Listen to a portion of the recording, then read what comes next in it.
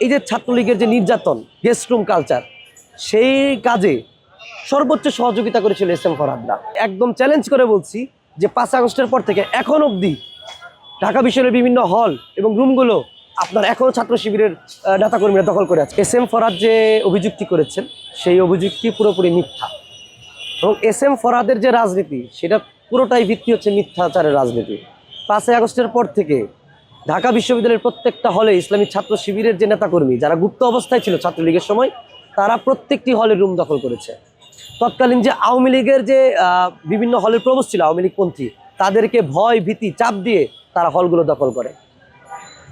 এবং এই যে ছাত্রলীগের যে নির্যাতন, গেস্ট রুম কালচার, সেই কাজে সর্বোচ্চ সহযোগিতা করেছিল এস এম ফরহাদরা। আপনারা দেখেছেন যে ডাকসুর সময় যারা সাধারণ শিক্ষার্থী বনে গিয়েছিল এবং অতীতে তারা কিন্তু ছাত্রলীগের সাথে খুবই গভীর সম্পর্ক ছিল। গেস্ট রুমে অত্যাচার করা, শিক্ষার্থীদের নির্যাতন করা, জোর করে গণরুম গেস্ট রুম করানো, এরা কিন্তু অতিরিক্ত ছাত্রলীগ সাজার জন্য তারা এই নেতাদের কনভিন্স করতো। এবং পরবর্তীতে ডাকসুর পরে দেখা গেল যে তারাই শিবির নেতাকর্মী। আমার হলে, আমি মাস্টারদের সুটেশন হলের ছাত্র, আমার হলের একজন শিবিরের নেতা তিনি শিক্ষার্থীদের বুকে লাথি মেরে নির্যাতন করেছেন, কিন্তু ঢাকা বিশ্ববিদ্যালয় প্রশাসন এবং হল প্রশাসন তার বিরুদ্ধে কোনো ব্যবস্থা নেয়নি। আমি আপনাকে একদম চ্যালেঞ্জ করে বলছি যে 5 আগস্টের পর থেকে এখন অবধি ঢাকা বিশ্ববিদ্যালয়ের বিভিন্ন হল এবং রুমগুলো আপনার এখনও ছাত্র শিবিরের নেতাকর্মীরা দখল করে আছে। এই যে নতুন যে অ্যালটমেন্ট হলো বিভিন্ন হলে, ফার্স্ট ইয়াররা কিন্তু আপনার রুমগুলোতে উঠতে পারছে না। এই ছাত্র শিবিরের যারা নেতাকর্মী তারা বিভিন্ন রুমে, তারা যে যে রুমে ছিল সেই রুমগুলো ছাড়ছে না, এজন্য প্রথম বর্ষের শিক্ষার্থীরা সেই রুমগুলোতে উঠতে পারছে না।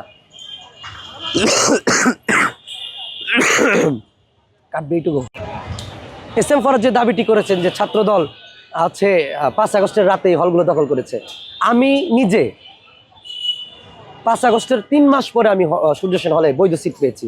আমি তো হলে থাকিনি, আমি তো মাস্টারদের সূর্য সেন হলের একজন আহ্বায়ক দায়িত্বশীল পদে আছি। আমি 3 মাস পরে আপনার সিট পেয়েছি।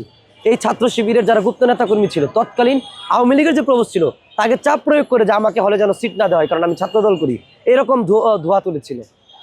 সিটগুলো বিভিন্ন হলে মব কালচার তৈরি করে এই ছাত্র শিবিরের নেতাকর্মীরা বিভিন্ন হলের সিটগুলো দখল করে দিচ্ছে। এখন অবধি তাদের এই রুমগুলো তাদের দখলে আছে। তারা প্রশাসনের সাথে কোনো রকম সহযোগিতা করতেছে না। নতুন যে প্রথম বর্ষের যে শিক্ষার্থী, সেই শিক্ষার্থীদেরকে তাদের রুমে উঠতে দিতেছে না, তারা ভোগান্তিতে পড়তেছে।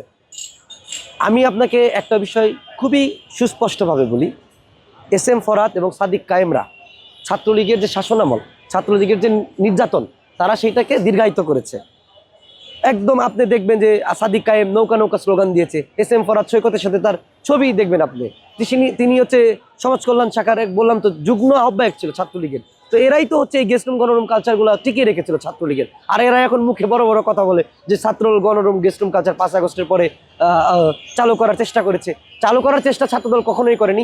তারাই হলগুলোতে মব তৈরি করে হলগুলোতে একটা মাসসলনায় তৈরি করার চিন্তাভাবনা এই ছাত্র শিবিরের নেতাকর্মীরা করেছে, এবং এখনও তাদের এই হল সংসদের নামে তারা এই কাজগুলো করছে।